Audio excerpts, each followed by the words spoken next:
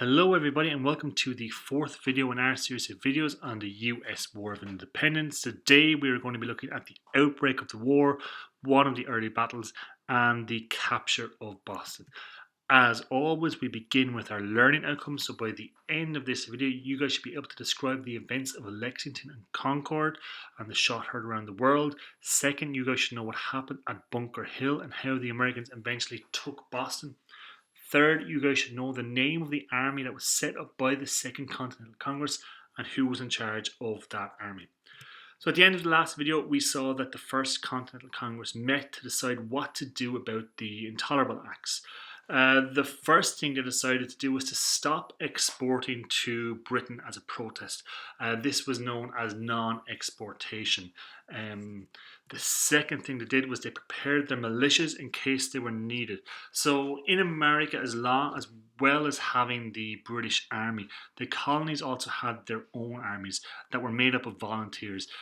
They had fought with the British in the 7 Years' War, and they had fought in rebellions against the natives who had been driven from their land by the colonists. The Americans in Boston then began to store weapons and ammunition in a town called Concord. When General Gage, the governor of Massachusetts, heard, he sent troops from Boston, located here, up to Lexington to arrest two colonial leaders, including John and Sam Adams, and then he was going to march on to Concord to capture a suspected store of ammunition. This then led to a famous incident where Paul Revere rode through the night to warn people that the British army was coming. The first shots of the war took place at Lexington on the 19th of April 1775, where 8 militiamen were killed. Another skirmish took place at Concord, where a number of British soldiers were killed by a surprise attack from militiamen, or Minutemen as they were sometimes called. The next big event to happen was when American militiamen from Boston attacked a fort called Fort Ticonderoga in New York. They successfully managed to take a large amount of weapons, including big cannons, which they previously didn't have. Now, the first big battle of the war took place just outside of Boston and was known as the Battle of Bunker Hill. This happened in June of 1775. The Americans were trying to take Boston, as you can see down here, though they were eventually driven back from their position on Bunker Hill, which we can see here. They did inflict heavy losses on the British Army, with over 200 dead and 800 injured. Now, prior to the Battle of Bunker Hill, all the colonies had to decide to meet again in May at the Second Continental Congress. It was here that they decided on how they would respond to the fighting in Boston and Massachusetts. They decided to set up a professional army to help the militias in their armed defense against the British.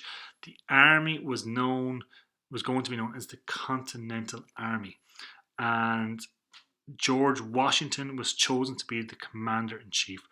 Washington had been a hero of the 7 Years' War, which again went from 1756 to 1763, and he was just an obvious choice for the role. So in July of 1775, Washington arrived in Boston to continue the siege of Boston.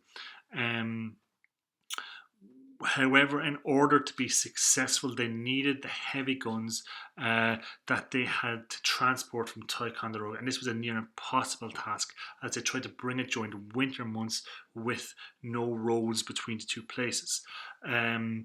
They were transported. This event was known as the Noble Train of Artillery.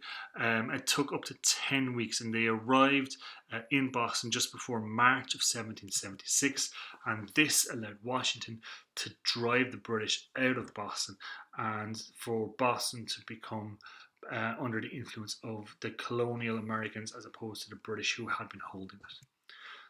this brings us to the end of our presentation. So by now you guys should be able to describe the events of Lexington and Concord. You guys should also know what happened at Bunker Hill and how the Americans eventually took Boston with the guns from Fort Ticonderoga and the noble train of artillery. And finally, you guys should know the name of the army that was set up by the Second Continental Congress, the Continental Army, and who was in charge. A man who will become pivotal to our story, George Washington. Thanks for watching. Hope you guys got something good from this video.